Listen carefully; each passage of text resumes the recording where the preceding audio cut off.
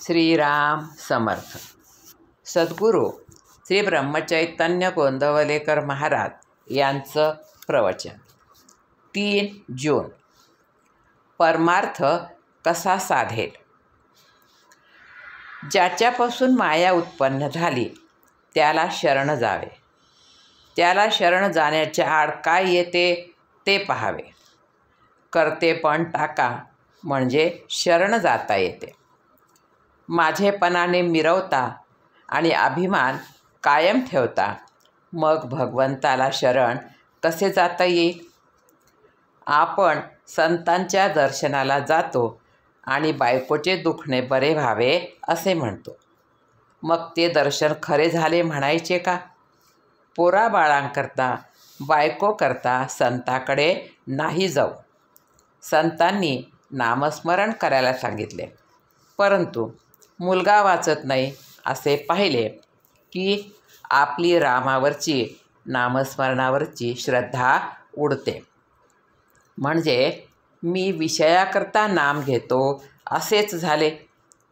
विषय सुटावेत असे वाटते पण ते सुटतच नाहीत. याचे कारण आमची अशी बलवत्तर इच्छाच नसते. संन्यास घ्यायला निघाला तर बायको पोरं घेऊन आडवी येते. तिला दूर सारून निघाला पण पुढे मोहात पडून परस्त्री करण्याची वेळ येते. माणूस व्यसनाकरता हे सर्व करतो, परंतु परमार्थाकरता विषय आणि मोह दूर करून साधन कर म्हटले तर निरनिराळ्या सबबी आपल्या डोळ्यासमोर उभ्या राहतात. 24 वर्ष अभ्यास केला तरी पोटभर खायला मिळत नाही. मग परमार्थ मात्र 2 वर्षात साध्य व्हावा असे कसे म्हणावे.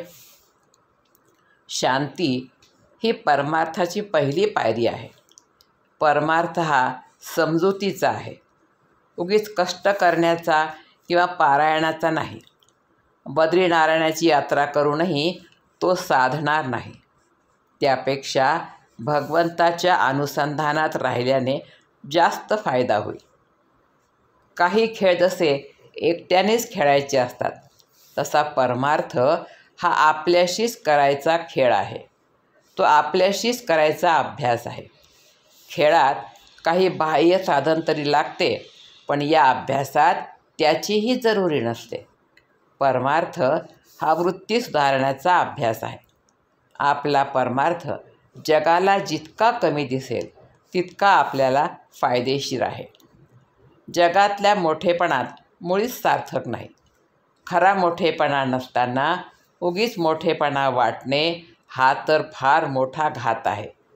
अंतर्यामी स्थिर होणे, स्वस्थता येणे, सावधानता ठेवणे, दगदग सोडणे हाच परमार्थ आहे.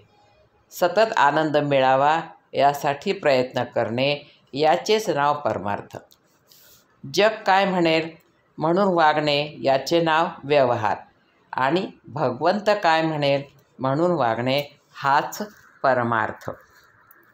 आजचे बोधवचन. कर्तव्यात भगवंताचे स्मरण हेच परमार्थाचे सार. जानकी जीवन स्मरण. जय जय राम. श्रीराम समर्थ.